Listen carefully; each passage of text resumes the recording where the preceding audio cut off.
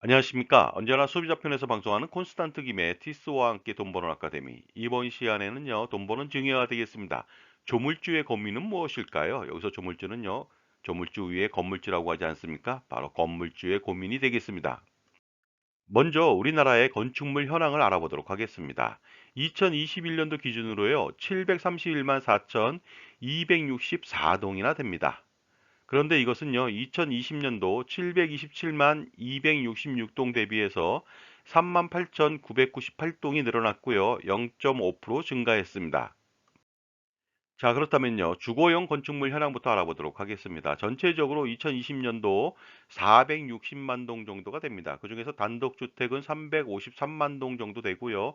다가구는 약 60만 동, 그 다음에 아파트는 15만 5천 동인데 여기에는 엄청나게 많은 사람이 살겠죠.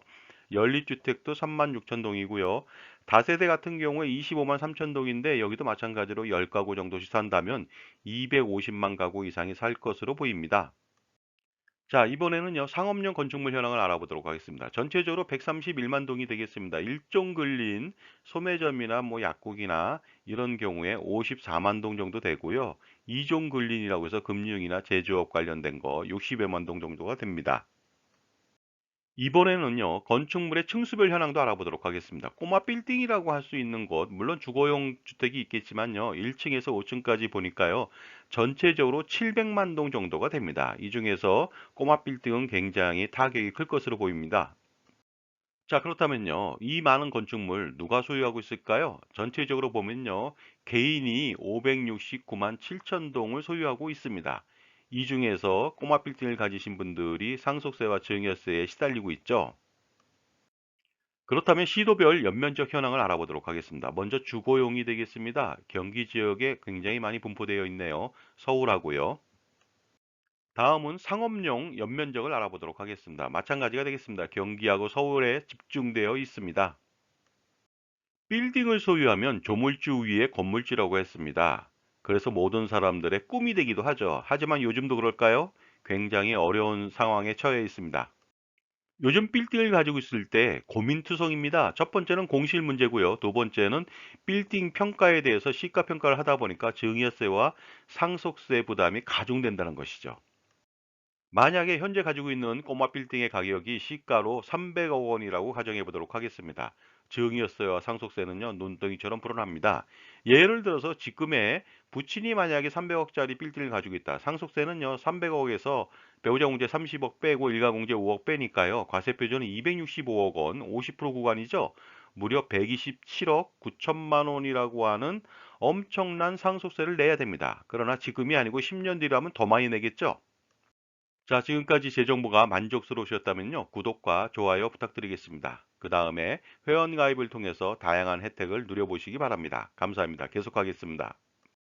이러다 보니까요, 후회가 막급합니다. 처음부터 아버지 명의가 아니라 가족 공동 명의로 샀다면 어땠을까 하는 생각을 가지고 있죠. 만약에 구입 시점에 빌딩 가격이 40억 원이라고 가정해 보겠습니다. 건축물은 10억 원이고요. 토지는 30억 원이 되겠습니다. 이것을 공동 매입한다고 했을 때 물론 증여세가 들어가겠죠. 그래서 공동 명의로 4분의 1씩 매입한다고 가정해 보겠습니다. 25%가 되겠죠. 그러다 보니까 10억 원씩이 필요하겠죠. 자녀들은 돈이 없습니다. 그래서 10억 원을 증여하면 각각 2억 2,500만 원씩 토탈 4억 5천만 원을 내면 되겠습니다. 자, 이렇게 처음부터 공동 명의로 구입했다면요, 현재 300억 원의 빌딩 가치는요, 부친이 75억 원, 모친이 75억 원, 자녀들도 각각 75억 원이 됩니다. 따라서 부친의 상속세는요, 75억 원에서 35억 원 빼고 40억 원의 50%, 그러니까 15억 4천만 원밖에 나오지 않습니다. 그렇다면 손익을 비교해 보도록 하겠습니다. 부친이 단독 명의로 샀다. 그랬을 때 현재 상속세는 127억 9천만 원이 나옵니다. 하지만 공동 명의로 했을 때는요, 부친의 상속세는 15억 4천만 원밖에 나오지 않습니다. 거의 상속세 부담을 완벽하게 해소했다고 볼 수가 있고요. 무려 112억 5천만 원을 절세할 수가 있었습니다. 그런데 이것보다 더 좋은 방법이 있습니다. 그것은 무엇이냐면요, 자녀와 모친은 토지만 구매한 경우가 되겠습니다. 토지 30억 원을 각각 10억 원씩 구매했다고 가정해 보도록 하겠습니다. 이때 증여세는 그대로지만 부친의 상속세는 제로가 나옵니다. 왜냐하면요, 건축물의 단가는요, 어떻습니까? 감가상각으로 떨어지게 되겠죠. 그러다 보니까 지금도 상속세는 제로고 앞으로도 상속세는 제로가 될 것으로 보이고요. 하지만 부친은 건축물을 가지고 있기 때문에 평생 재산권을 행사할 수가 있습니다. 또 다른 사례가 있습니다. 예를 들어서 부친 명의의 토지를 자녀들한테 사전 증여한 이후에 빌딩을 부친 명의로 건축을 합니다. 그리고 그 토지에 대해서는요, 자녀별로 15억씩 증여를 했을 때 각각 4억 2천만 원, 토탈 8억 4천만 원이 들어갑니다. 하지만 이렇게 된다면 나중에 어떻습니까? 부친과 모친의 상속세는 전혀 발생하지 않습니다. 자, 그러니 이제라도 부동산을 매입할 때는요, 반드시 가족 명의, 공동 명의로 하시기 바랍니다. 몇십 년 후에 가치를 비교할 필요가 있고요. 몇십 년 후에 어떻습니까? 상속세와 증여세를 판단해 볼 필요가 있겠죠.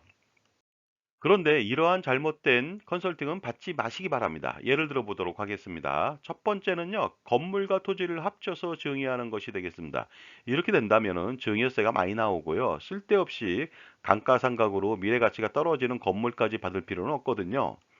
두 번째는 이렇습니다. 부친 토지 위에 자녀가 건물을 신축하는 경우가 되겠습니다.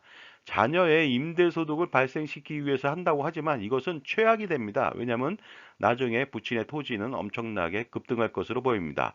만약에 이 두 가지를 했다 그랬을 때는요, 정말로 재산적 가치가 폭락하는 폭망을 경험하시게 될 겁니다. 한편 현재 상황에서 부친의 단독 명의로 되어 있는 빌딩 어떻게 하면 좋을까요?